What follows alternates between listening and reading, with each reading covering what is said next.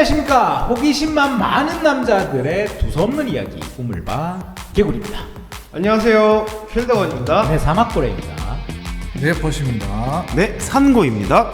네, 이제 드디어 오늘은 그 행복에 관한 두 번째 조건 챕터 따단. 나를 찾는 자아성찰과 관련된 고미술, 바로 고사 관수도에 대해서 한번 들어가 보도록 하겠습니다. 고사 관수도 지금 혹시 다들 보신 적이 있으신지? 지금 앞에 보고 있어요. 네. 처음 봐요.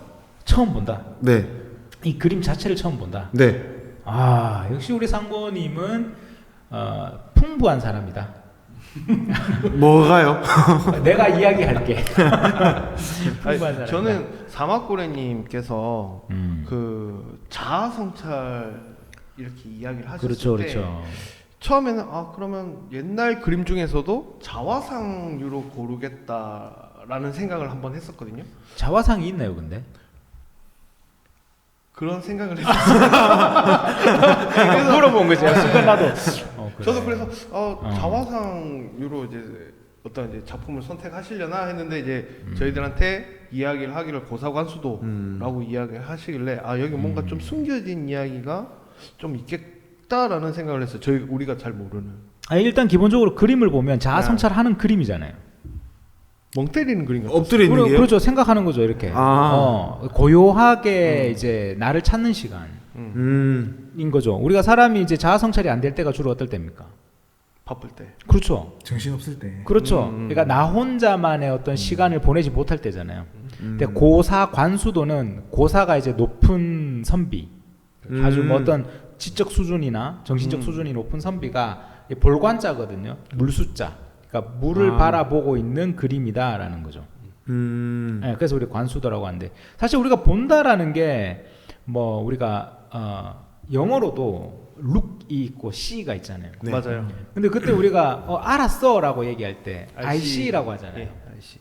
네. 그 본다. 네. 그러니까 우리가 이렇게 한자로도 보면 우리가 뭘 본다라고 얘기할 때 사물을 어떻게 눈으로 이렇게 볼 때는 우리가 시력이라고 얘기하잖아요. 볼시자. 네.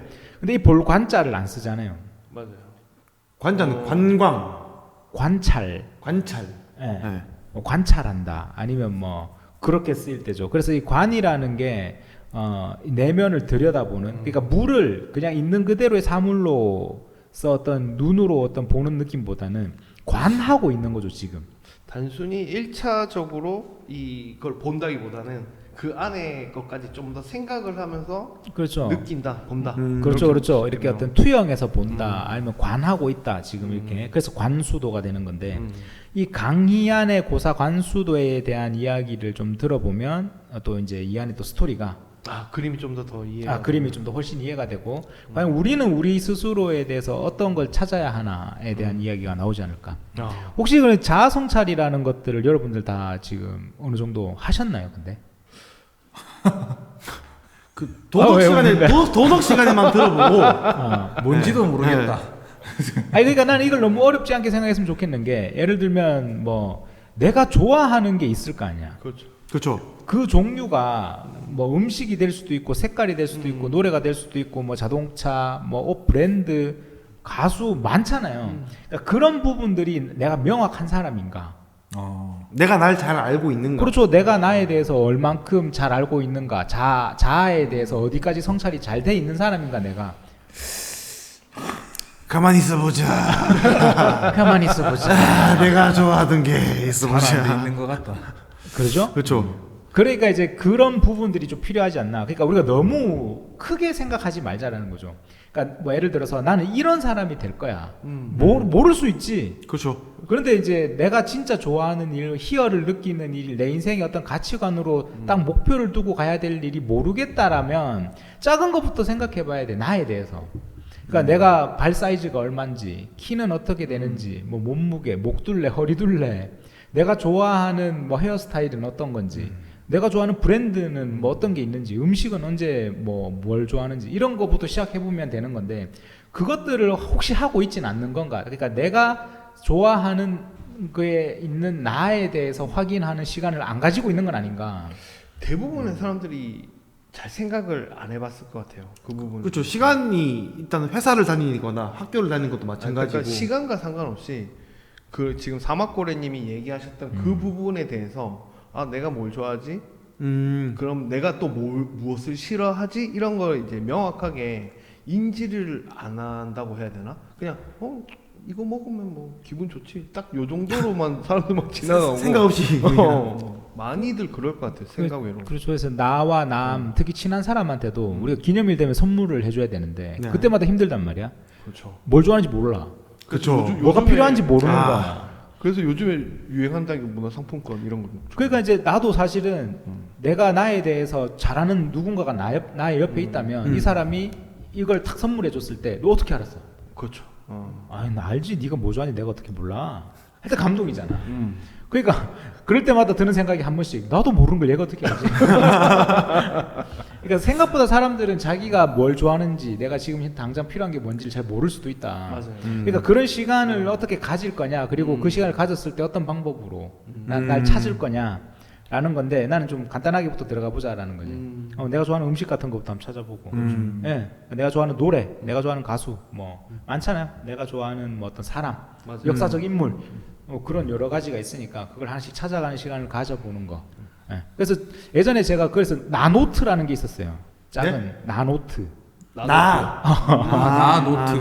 예, 그래서 제가 뭐 색깔부터 시작해서 적어봤어요. 내가 뭘 좋아하는지. 뭐 색깔은 파란색. 근데 파란색이라고 적어놨는데 그게 관념적인 좋아하는 거였거든. 그러니까 어느 날 보니까 내가 개나리부터 시작해가지고 그 은행 같은 노란색을 되게 좋아하더라고. 그래서 그때 적었어요. 봄에 피는 개나리의 노란색, 뭐 가을에 은행의 노란색 이렇게. 이제 그런 식으로 조금씩 알아가는 거죠. 내 스스로에 대해서도. 그런 다음에 또 생각해 보니까 제가 가을에 노을 질 때 고등학교 때부터 좀 미친 짓을 많이 했거든요. 노을인데 왜? 뭐 잘 떴을 때도 아니고. 그러니까 노을 질 때. 고등학교 때도 이렇게 야간 자율학습 가을에 할 때 이렇게 쭉 앉아 있다 창밖에 노을을 보고 그냥 가방을 싸서 나간다거나. 야간 자율학습을 하지 않고. 예, 그냥 노을 보고 그냥 가는 거죠, 그냥. 그 기분을 이길 수가 없으니까. 그 선생님한테 혼나고. 뭐. 낭만 있다. 당연히 혼나야죠. 예, 근데 그 생각해보니까 그 노을의 색을 내가 너무 좋아하는데 그 노을의 색을 정의를 못 하겠더라고. 뭐라 해야 되지? 주황색 이런 건 아니잖아, 사실. 그렇죠. 뭐 그렇죠. 노스름한 이렇게 네. 얘기하기도 그렇고. 그래서 가을 노을의 색 뭐 이런 걸 저 혼자 정의하는 거죠. 그러니까 그게 나노트인 거죠, 그냥. 그리고 시간이 지나서 돌아볼 때 난 이런 걸 좋아했구나. 나는 이런 사람이구나. 이를 조금씩 알게 되더라고요. 맞아요. 그래서 이제 그런 것들을 좀 이렇게 찾아가는 시간들을 각자 가지면 좋을 것 같은데 이제 그렇게 해서 일단 우리가 고사 관수도에 대한 이야기를 한번 해보면 좋을 것 같아요. 우리 번님은 이제 이탈했어. 자기 닉네임 스티커가 떨어져 버렸어. 자, 일단 고사 관수도의 이제 의미는 알았죠. 그 고사 관수도가 뭔지. 높은 선비가 물을 이제 다. 근데 그렇지. 여기 약간 좀 자뻑도 있는 것 같아요. 스스로를 약간 높은 선비라고 칭하는 것 같기도 한데. 그게 이제 나라고 생각할 수도 있지만 나의 이상향 같은 걸 수도 있어요. 그럴 수도 있겠네요. 우리가 호를 지을 때 그렇게 짓잖아요. 겸재라고 하면 진짜 네가 겸손해? 겸손했겠죠. 예, 겸손해지고 싶은 거지. 고사관수도를 그린 이유도 아마 고사가 되고 싶은 거겠지. 이 고사관수도를 그린 사람은 바로 인제 강희안이라는 사람입니다. 혹시 들어보셨나요? 인제 희안. 희안. 처음 들어봅니다. 역시 대단하다. 너무 좋다. 너무 백지 같다. 근데 우리 번님은 인제 강희안 알지 않나요? 그 전에 한번 작업을 했으니까. 이 그림이 고사관수도를 움직이는 그림으로 만든 분이 이제 우리 번님이시니까. 네네네. 이 그림에 대해서는 좀 빠삭하게 알고 계시죠. 빠삭하진 않고 강연이 그렸다. 사람이 바삭바삭해야죠. 그냥 안다 정도 안다 정도. 안다. 이름을 안다. 들어봤다. 그렇지. 이 강희안은 우리나라 그 조선 초기 때 사람이에요. 성이 강씨죠, 강씨. 맞아요. 네. 강씨 하면 또 유명한 사람 있잖아요. 강호동. 강호동. 똑같은 강씨 이름을 얘기하는데 저랑 다르네요. 강감찬, 강호동. 역시 그렇습니다. 이렇게 우리나라에서도 아주 강씨는 되게 지금도 유명하죠, 사실. 그렇죠. 강씨는 옛날부터 되게 좀 유명한 집안이었는데 이 강희안의 증조 할아버지가 이제 고려 시대 말기 공양왕이라는 공양왕의 사돈이었어요, 사돈. 자기 할아버지는 종이품 대사헌, 사촌형이 영의정, 친동생이 강희명이라는 사람인데 이 사람은 종일품이에요. 그렇죠. 그러니까 우리 저번 시간에 얘기했던 그 3대가 벼슬을 못했다는 선비. 겸재정선하고 비교하면 태생이 완전 극과 극인 거지. 그러니까 반대편에 서 있는 그러면 사람. 금수저네 금수저 맞죠? 금수저? 이 정도만 들으면 금수저인데 강희안에 대해서 아시면 금수저 이상이죠. 왜냐하면 다이아몬드? 강희안은 또 이 자기 강씨 집안은 그렇지만 자기 어머니가 심씨거든. 네. 외할아버지가 영의정 시몬이었고 이모부가 세종대왕입니다. 이모부가 세종대왕이라. 한국 다이아몬드 집안이었네. 한국 사람이라면 모를 수 없죠. 왕가네 왕가. 다이아몬드 집안이었어. 지금 아까 뭐 영의정 뭐 이런 얘기 할 때는 그냥 우리 상고님이 금수저 이랬는데 이모부가 세종대왕이라고 하니까 잠깐 이 오디오가 비는 시간이야. 입은 커지고 오디오는 비고. 어떤 느낌인지 아시겠죠? 이모부가 세종대왕. 이모부가. 그렇죠. 그러니까 엄마의 그 여자 형제, 네. 여자 형제가 결혼을 한 거죠. 누구랑? 세종. 세종대왕이랑. 우리가 잘 아는 그 내가 왕이 될 상인가의 세조가 왜 이종 사촌이겠네요. 사촌이죠, 사촌. 그래서 이제 뭐 그냥 다이아몬드였고 본인도 엄친아예요, 엄친아. 그러니까 우리가 그냥 금수저의 문제가 아니에요. 스스로도 엄친아죠, 엄마 친구 아들. 맞아. 엄마 친구들은 다 잘하더라. 그래서 그때 이제 이걸 삼절이라 그러는데 시, 서, 화 이 세 가지를 잘하는 걸 삼절이라 그래요. 근데 강희안이 삼절이었어. 그 글자를 얼마나 잘 쓰냐면 뭐 그림은 지금 보고 계시니까 그림 잘 그렸구나 알 수 있잖아요. 글자를 얼마나 잘 쓰냐면 그 세종대왕이 이제 왕이 됐잖아. 네. 그러면 세종대왕한테 그 필요한 건 도장 찍어야 되니까 국세를 만들어야 될 거 아니야. 그렇죠. 세종대왕 국세가 강희안 글씨예요. 그거를 강의한. 강희안 글씨체죠. 그러니까 이 사람은 글씨를 얼마나 잘 쓰는지 알겠죠. 당대 최고의 왕의 도장을 그렇죠. 할 정도면. 네. 그리고 세종대왕 때 그 우리 그 한글 창제와도 관련된 집현전. 네. 그 집현전에 대단한 학자들 많잖아요. 그렇죠. 그 중에 한 명입니다, 강희안은. 어. 백으로 들어간 게 아니에요. 실력으로. 실력으로 들어간. 진짜 엄친하네. 그러니까 금수전 때 엄친아야. 이모부가 있었지만 이모부가 있었지만 실력으로. 실력으로. 세상 싫어지는 사람이네요. 나 이런 사람 별로더라고. 그렇죠. 그럴 수 있죠. 저도 그래요. 아니 뭐라 해야 되지? 탈인간급 이런 거 별로 안 좋아해요. 왠지 좀 거리감이 느껴져요. 거리감 느껴지죠. 그리고 혹시 주변에 탈인간급 있으십니까? 이런 느낌 있다. 내 아는 사람 중에. 저는 한 명 있었어요. 누구요? 제 초등학교 때부터 친구인데 네. 지금은 이제 금수저인가요? 금수저의 엄친한가요? 금수저의 엄친하고 지금 와. 카이스트의 대학 교수를 하고 있습니다. 와. 혹시 그 집안에 누구다 이름 들으면 아는 집안인가요? 그렇지는 않고요. 그 정도면 그런데 이제 그래도 금수저다. 그런데 그래도. 이제 제가 그때도 듣기로는 이제 좀 그 외국에서도 유명한 학자 집안이었어요. 그런 그래서 집안이구나. 이제 그 친구가 포항공대를 나와서 그다음 MIT를 나오고 아. 카이스트의 교수를 한다는 이야기. 그냥 집안 따라가는구나 이런 생각했거든요. 그건 엄친하니까 또 가능한 이야기죠. 그렇겠네. 두 분은 없다 그런 사람 주변에. 없어요. 네. 우리 관계 때도 얘기했지만 관계가 중요합니다. 예. 내가 그런 사람이 돼야. 일단 내가 먼저 그런 사람이 되자. 내가 먼저 엄친아라도 좀 돼야겠다. 그럼요. 그렇죠. 그러니까 이제 이 강의하는 기록에도 보면 성품이 그냥 뭐라 해야 되지? 그래서 그럴 거야. 금수저에 엄친하니까 그럴지도 몰라. 그렇게 성격이 유순했대. 타고난 천성이 욕심이 없어 게다가. 무력이 없었다 그러거든. 많으니까. 뭐 많아서 그런 건지 모르겠는데 근데 막 자연을 또 되게 좋아해요. 원래 성격이 그런가 봐. 제일 친한 사람이 스님이야. 강희안의 일종의 그 시의 스승이라고도 불리는데 강희안이 당대의 제일 최고의 고승 이람이라는 고승하고 제일 친했어.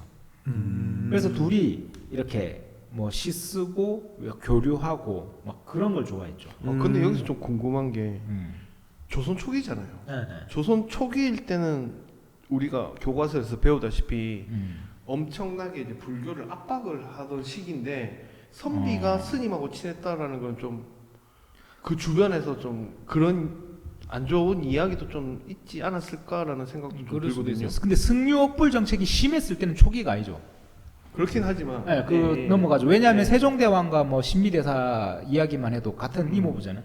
세종대왕이 되게 존경했던 스님이 신미대사라는 스님이란 말이죠. 뭐 그런 경우도 있고. 근데 이 집현전까지 있었으니까 집현전 학사들은 좀 더 그 유교라든가 세종대왕 형님은 또 스님 됐잖아요. 그래, 근데 뭐 그게 그렇게까지 문제가 되었겠나라는 생각은 하는데 뭐 그 친할 수는 있다고 본다라는 생각이 좀 들어요. 친할 수는 있지 않을까. 그래서 이제 이 이람 스님 같은 경우에는 원래 술도 좋아하고 바둑도 좋아하는 그런 스님이었고 술도 좋아하는 해탈한 분이죠. 그래서 이제 집현전 학자들하고 또 많이 친했어요 이람 스님이. 굉장히 또 학식도 있고 이래서. 그런데 이 이람 스님하고 특히나 친했던 사람이 강희안이었고 강희안이 항상 이런 고민이 많았나 봐. 어떻게 하면 좀 더 자연스럽게 살 수 있을까? 이게 주변에 기대를 너무 많이 받아서 그런가? 그런 것보다 그냥 천성인 것 같아요. 그러니까 똑같은 다이아몬드 수저라도 내가 왕이 될 상인가? 세조의 욕심은 엄청났잖아. 네.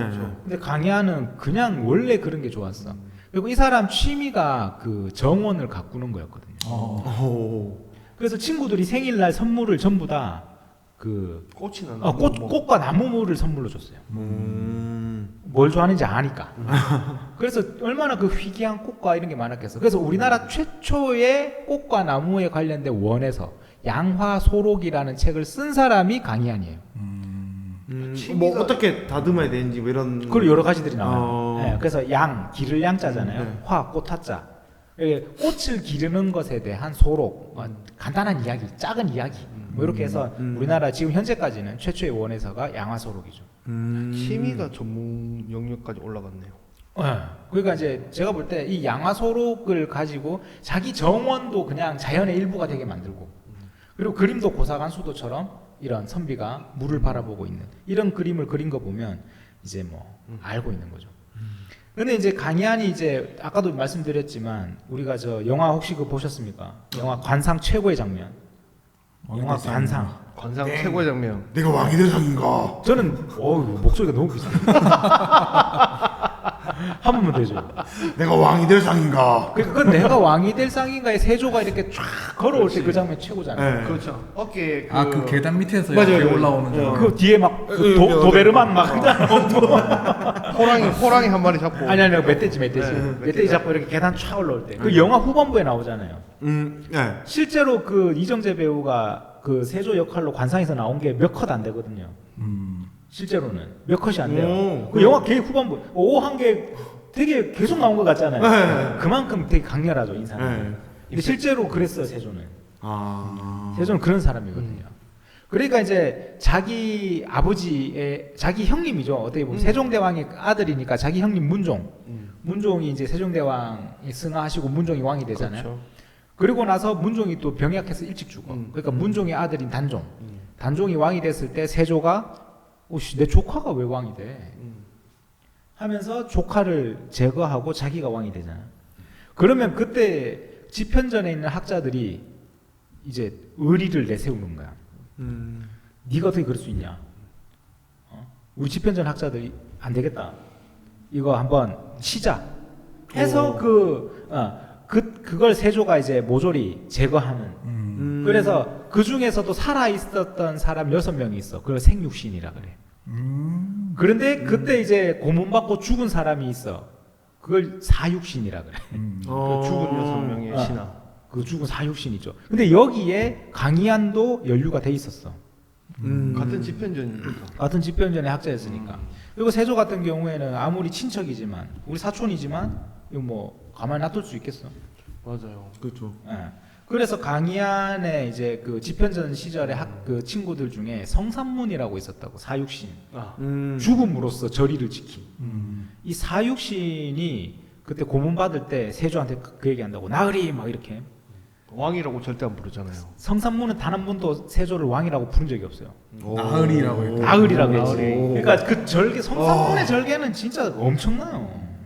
성삼문은 진짜 대단한 사람이에요. 삼문 3번 물었다잖아 태어날 때. 태어났느냐 이렇게 하늘에서 3번 물었다고. 아직 안 태어났습니다. 또 좀 있다가 태어났느냐 안 태어났습니다. 태어났느냐 이렇게 3번 물었다고 이름을 산문이라 지었거든. 성산문은 대단한 사람인데 이 성산문이 이제 막 그 사육신 중에 한 명이란 말이야. 고문 받다 죽는다고. 고문 받는데 성산문이 나으래 막 이렇게 그 내가 왕이 될 생인가 보고 나으래 세종대왕이 아끼던 그 신하들 다 죽일 셈이야 이렇게 기백이가 있어 성산문은. 자기 그러니까 아버지가 아꼈던 신하들을 다 죽일 거냐. 그럼 그리고 집현전 학자들은 그 당시에 굉장한 사람들이었다고. 엄청나죠. 그러면서 했던 말이 뭐냐면 아직 살아남은 선비가 하나 있는데 그 선비라도 도모해서 조선을 지켜야 될 게 아니야. 강희안이 살아있다.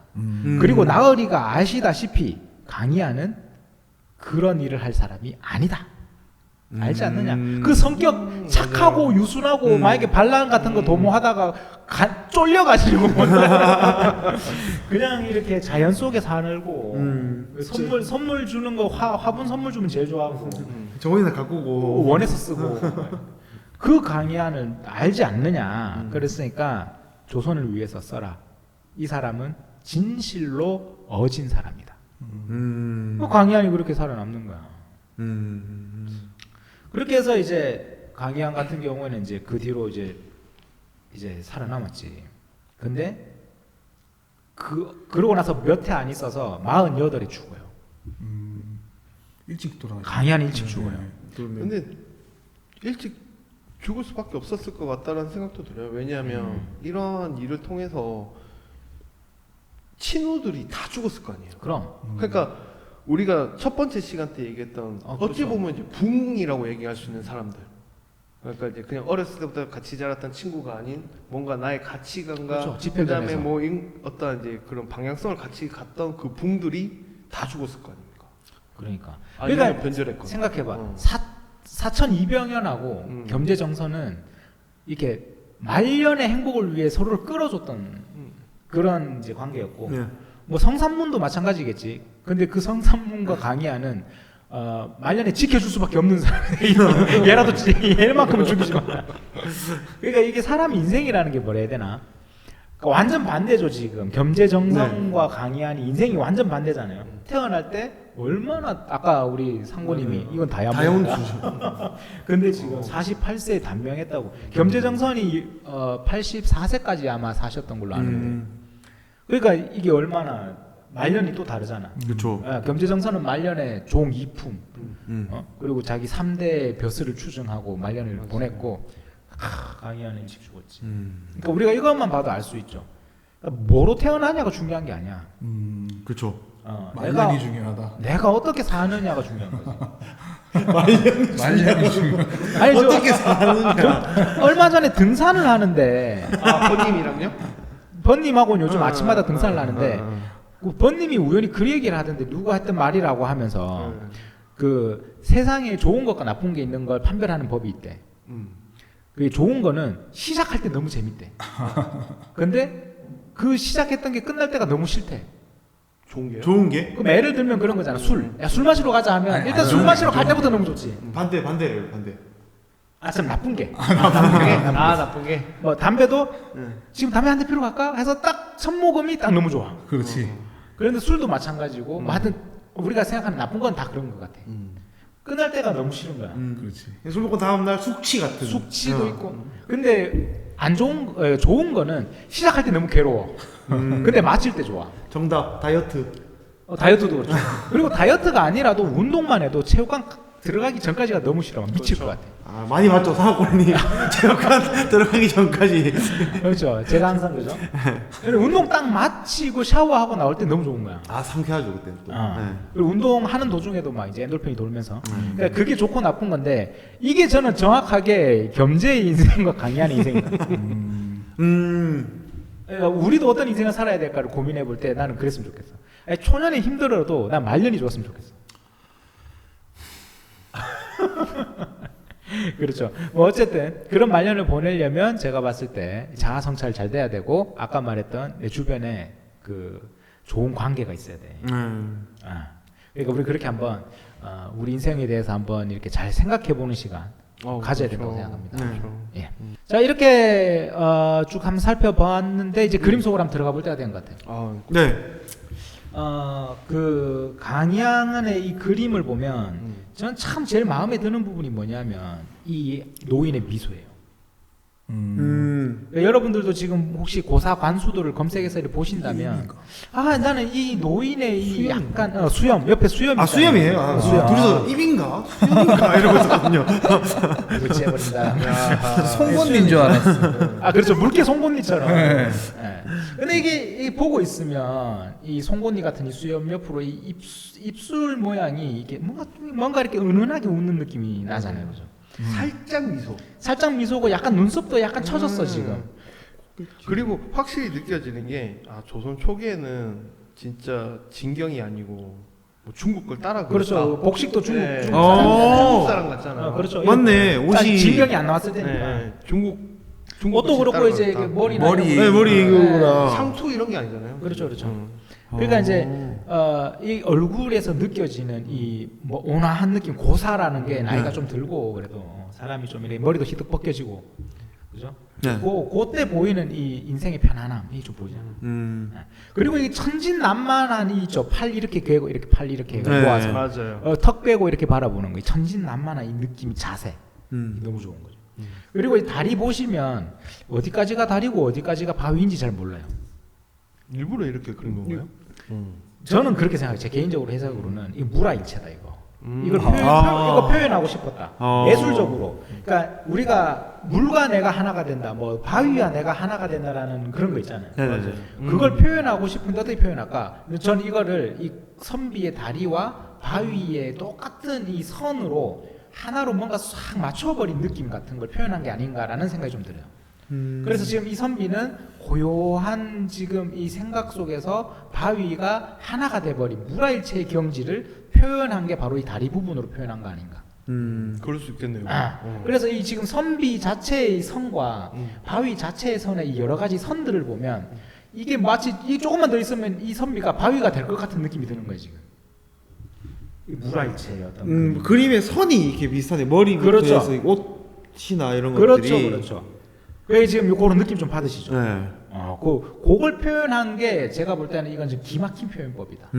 저 요런 느낌이 좀 드는 거예요. 기막힌 표현법이다. 그리고 저 옆에 보면 저 왼쪽 그 상단에 보면 이렇게 백문인방이 딱 찍혀 있잖아요. 그렇죠. 네. 뭐라고요? 이 낙관이 찍혀 있잖아요. 낙관 납니다. 낙관 납니다. 이게 그렇지. 백문이 뭐냐면 도장을 딱 찍을 때 그 글자가 하얀색으로 나오면 흰백자. 그 글자 문자. 글자가 하얗게 나온다고 백문이라 그래요.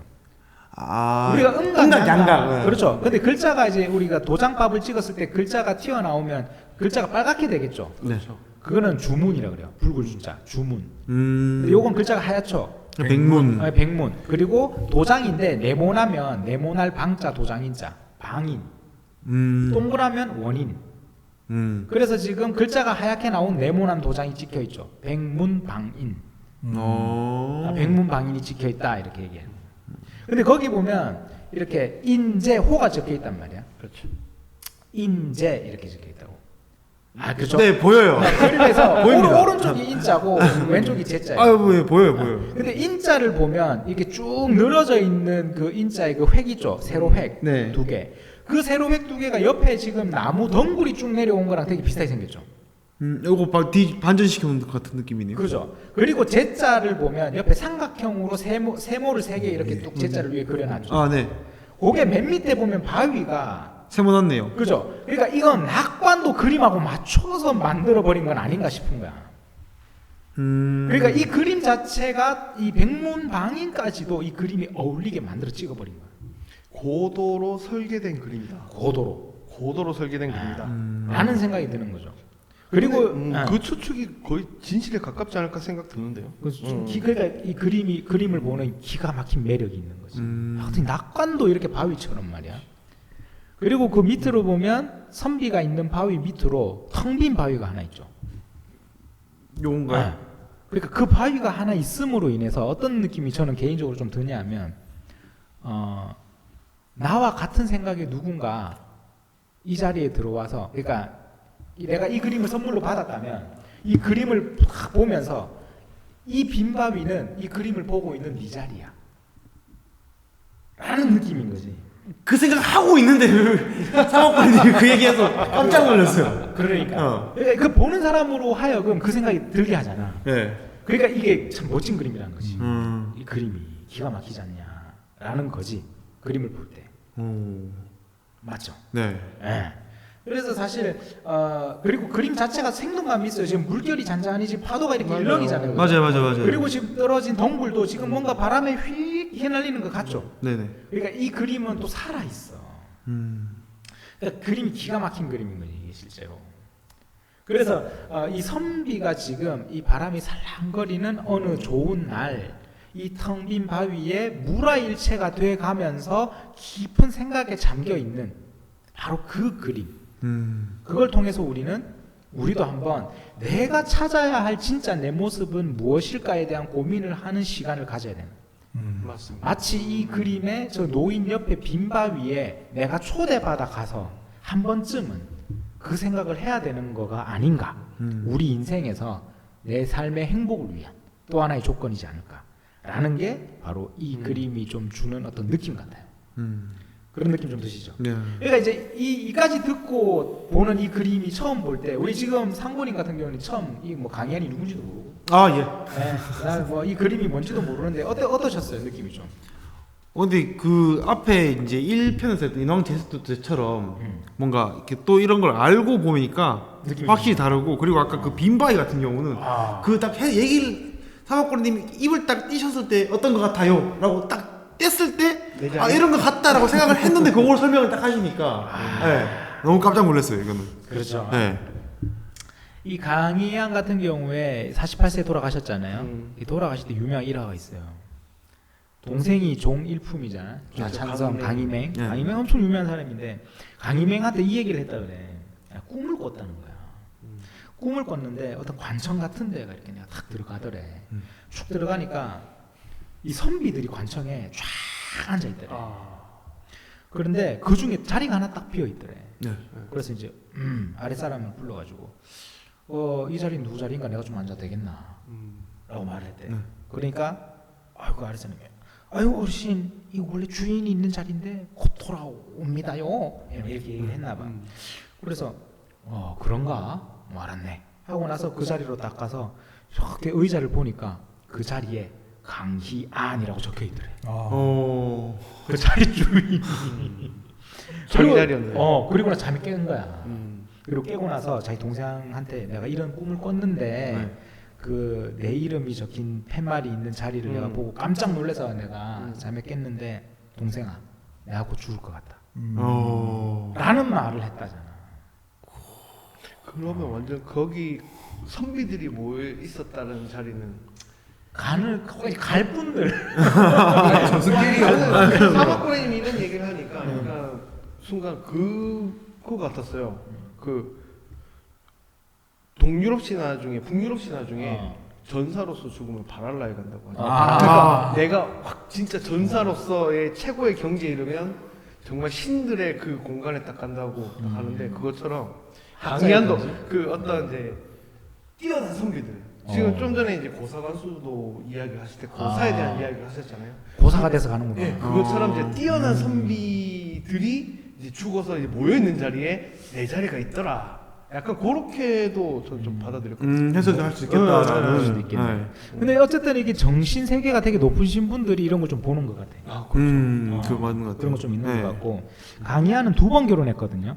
첫 번째 부인한테는 자식도 없었고 일찍 돌아가셨어요. 첫 번째 부인께서. 그래서 두 번째 부인한테서는 4명의 자식이 나왔어. 근데 다 딸이었어. 아이고야. 애를 잃지 못했어. 그래서 자기 동생 강희맹의 둘째 아들로 자기 대를 이어서 내렸어. 그러니까 이제 이렇게 보면 우리가 행복한 인생, 성공한 인생이라는 걸 이야기할 때 우리가 이제 생각해 볼 만한 게 뭔가를 알 수 있는 거죠. 저번 시간과 함께 이제 했던 그거 비교해 봤을 때. 그렇죠. 그렇게 보고 마지막으로 이제 그 아까 제가 양화소록이라는 책을 썼다 그랬잖아요. 네.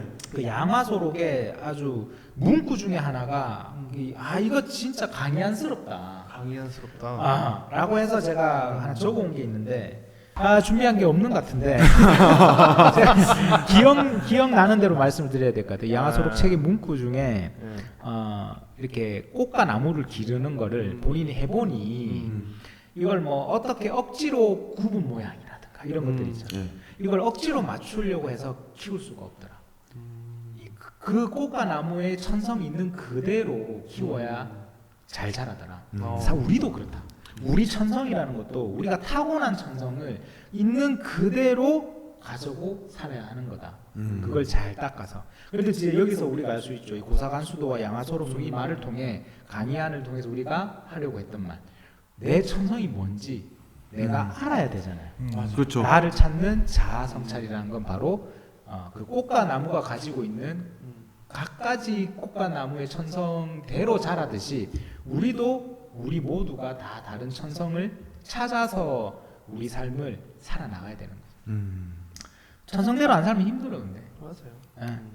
그쵸. 억지로 틀고 획일화시키고 맞추고 하면 결국에는 삐뚤어지고 안에서 썩어버리고 그렇게 되죠. 그리고 그런 게 있잖아요. 사실 뭐 내가 타고나기를 뭐 예를 들어서 우리 번님처럼 번님이 예를 들어 막 사진이나 한쪽으로 센스가 타고난 사람이야.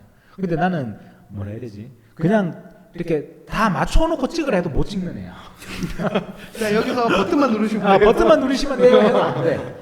그런데 내가 그 직업으로 살아야 된다. 힘들지. 힘들어. 근데 알고 보니까 아무도 몰랐는데 나는 막 그 책 읽고 공부하는 걸 알고 보니까 너무 잘했어. 그냥 처음부터 내가 뭐 고전 번역원 같은 데서 일했으면 그냥 고전 번역 원작까지 될 사람이야. 막 인재라고 뭐 추앙 인재로 추앙받고 천재가 나타났다고 우리나라에 막 막 이러면서 사진 찍을 때는 이것도 못하냐고 막 맨날 바보처럼 뭐. 그러니까 사실은 그런 거죠. 우리가 뭐 그 우리가 그거 있잖아요. 백조가 미운 오리 새끼. 미운 오리 새끼. 오리들 사이에서 미운 오리 새끼. 미운 오리 새끼? 미운 오리 새끼. 이건 오리. 네, 오리 새끼. 미운 오리 새끼처럼 백조인지 모르고 가는 네. 거죠. 그러니까 내 천성은 천성대로 발현되고 그걸 알았을 때 거기에 맞게 살 때 우리가 가장 행복한 삶을 살 수 있는 거예요. 사실 뭐 어떻게 보면 본인 천성이 어떻다고 생각하세요? 본인은 우리 상고님은? 저는 뭐 일단 긍정적이고 밝고 뭐 이렇게 갈등 싫어하고 약간 그런 느낌인데 그런데 그 와중에 그래도 조금 해야 될 말은 좀 말을 예쁘게 해서라도 해야 되는 타입이고 네. 말은 해야 되지만 그 말을 좀 예쁘게 하고 싶은 사람. 네. 번님은 자기 천성이 좀 어떻다고 느껴요? 사업하면 안 된다. 사업하면 안 되는 사람. 나 월급 받는 일 해야 월급 받는 일 해야 되는 사람. 근데 자기가 사업하려고 했다가 행복하지 않다. 행복하지 않다. 뭔가 어떠한 엄청난 함축된 의미가 있는 것 같아요. 네, 뭐 아시는 분들만 아시는. 내가 볼 때 이제 다 한 것 같은데.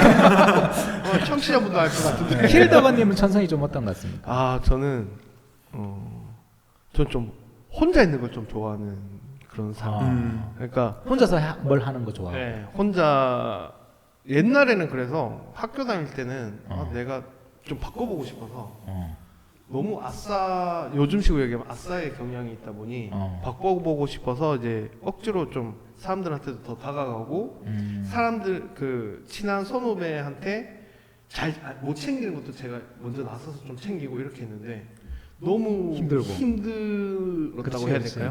아니, 굳이 아싸로 네. 아싸 뭐 인싸가 뭐 그게 좋고 나쁨을 떠나서 내 성향대로 살면 되지. 그렇죠. 요새 그 MBTI E랑 I 같은 느낌인 거잖아요. 그렇죠, 그런 거죠. 저 완전 극아이.